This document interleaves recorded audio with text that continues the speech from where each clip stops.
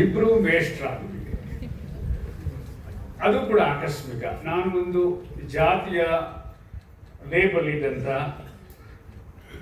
ಕಾಲೇಜಿನಲ್ಲಿ 12 ವರ್ಷ ಅಧ್ಯಾಪಕನಾಗಿದ್ದೆ. ಅವರು ಒಂದು ಧರ್ಮದ ಲೇಬಲ್ ಇದ್ದಂಥ ಒಂದು ವಿದ್ಯಾಲಯದಲ್ಲಿ ಮೇಷ್ಟ್ರಾಗಿದ್ದರು.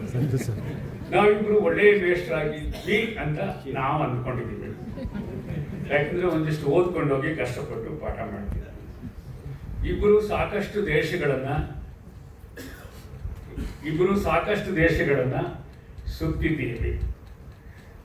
ಅವರು ಶಿವ, ನಾನು ಶಿವ, ಅವರು ಕೃಷ್ಣ. ಅದರಿಂದ ಇವತ್ತಿಂದು ಮುದ್ದುರಾಮ ಪ್ರಶಸ್ತಿ ಮುದ್ದು ಕೃಷ್ಣನಿಗೆ ಅಂದ್ರೆ ಏನು ತಪ್ಪಿಲ್ಲ. ಅವರು ಕೃಷ್ಣ, ನಾನು ಶಿವ. ಆದರೆ ಇಬ್ಬರಿಗೂ ಒಬ್ಬೊಬ್ಬರೇ ಪತ್ನಿಯರು.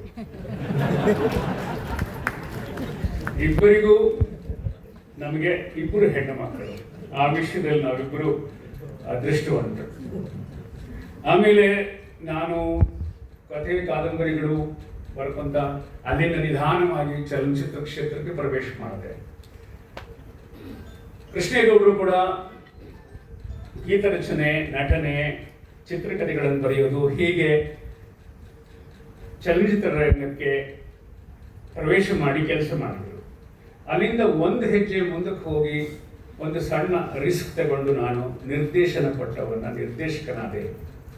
ಆದರೆ ನಾನು ಎಲ್ಲ ನಿರ್ದೇಶನ ಮಾಡುವ ಚಿತ್ರಗಳಲ್ಲಿ ಅವರ ಬೌದ್ಧಿಕ ಸಾಹಚರ್ಯ ನನಗೆ ಇದ್ದೇ ಇರುತ್ತೆ. ನನಗಿಂತ ಅವರಿಗೆ ಲೋಕಾಭಿಮಾನಿಗಳು ಜಾಸ್ತಿ. ಅದರಿಂದ ನನಗಿಂತ ಹೆಚ್ಚು ಸೆಲ್ಫಿ ತೆಗೆಸ್ಕೊಳ್ತಾರೆ ಅವರು.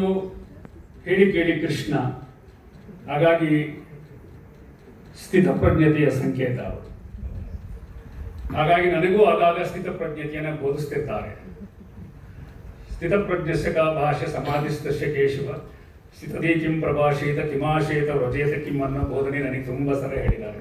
ಸ್ಥಿತಪ್ರಜ್ಞರಾಗಿರಿ, ಕೋಪಿಸ್ಕೋಬೇಕು. ನನಗೆ ಸ್ವಲ್ಪ ಕೊಡ್ಬೇಕು. ನೋಡಿ ಹೇಳಿ, ನಾನು ಎಲ್ಲಿ ಸಿಕ್ಕಿದ್ದೆ, ನಾನು ಯಾರು ಹೇಳಿ ಅಂತ ನನ್ನ ಅಗ್ನಿ ಪರೀಕ್ಷೆ ಕೊಡ್ತಾರೆ ಕೆಲವರು.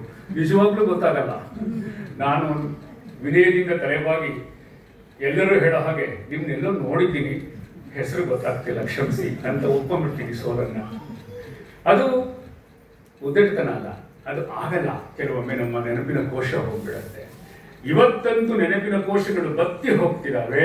ನೆನ್ನೆ ಏನಾಯ್ತು ಗೊತ್ತಿರೋದು ನಮಗೆ, ಮೊನ್ನೆ ಇರಲಿ ನೆನ್ನೆ ಏನಾಯ್ತು ಗೊತ್ತಿಲ್ಲ, ಕೆಲಸ ಇವತ್ತು ಬೆಳಗ್ಗೆ ಏನಾಯ್ತು ಅನ್ನೋದು ನಮಗೆ ಗೊತ್ತಿಲ್ಲ. ಅಷ್ಟು ವೇಗದಿಂದ ಹೋಗುತ್ತಿರುವ ನಮ್ಮ ಬದುಕಿನಲ್ಲಿ ನೆನಪು ಬಹಳ ಬಹಳ ಒಂದು ಕೈಂಡ್ ಆಫ್ ಆಪ್ಷನಲ್ ಆಲ್ಝೈಮರ್ ಬರುತ್ತೆ. ನಾವು ಬೇಕಂತ ಅದನ್ನು ಕೊಂಡ್ಕೊಂಡಾಗೆ ಆಪ್ಷನಲ್ ಆಲ್ಝೈಮರ್ ಅನ್ನು ನಾವು ಹೊಂದಿದ್ದೇವೆ ಎಷ್ಟೋ ಜನ.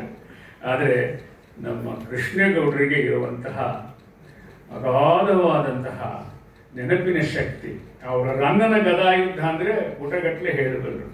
ಕುಮಾರವ್ಯಾಸ ಬೇಕು ಅಂದರೆ ನಿಮಗೆ ಅವರ ಎಲ್ಲ ಷಟ್ಪದಿಗಳ ಸಾಲುಗಳು ಬರುತ್ತೆ. ತರಗತಿ ಕೋಣೆಯ ಉತ್ಸಾಹದಲ್ಲಿ ಅವರು ಅದನ್ನು ಹೇಳ್ಬೋದು. ಅಥವಾ ಯಾವುದೋ ಒಂದು ಜನಪದ ಗೀತೆಯ ತುಣುಕು ಅಂದರೆ ಅದನ್ನು ನಿರಾಯಾಸವಾಗಿ ಹೇಳಿ ವಿಚಾರ ಮಂಡನೆ ಮಾಡಿ ಅದನ್ನು ವಿಸ್ತರಿಸಿ ಹೇಳಬಲ್ಲರು.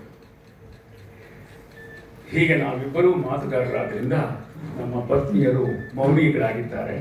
ಜನ್ಮದಲ್ಲಿ ಎನಿತು ಜೀವನಿಗೆ ಎನಿತು ನಾವು ಋಣಿಯೋ, ತಿಳಿದು ನೋಡಿದರೆ ಬಾಳು ಎಂಬುದಿದು ಋಣದ ರತ್ನಗಳೆಯೋ. ಈ ಪದ್ಯ ನಮಗೆಲ್ಲ ಗೊತ್ತಿದೆ ಭಾವಗೀತೆಯಾಗಿ.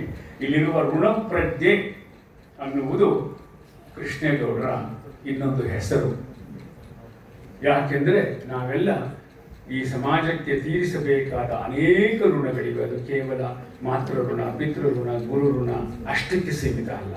ಇನ್ನು ಮುಂದೆ ಇದೆ ಗ್ರಾಮ ಋಣ ಅಂತ ಇದೆ. ನಾವು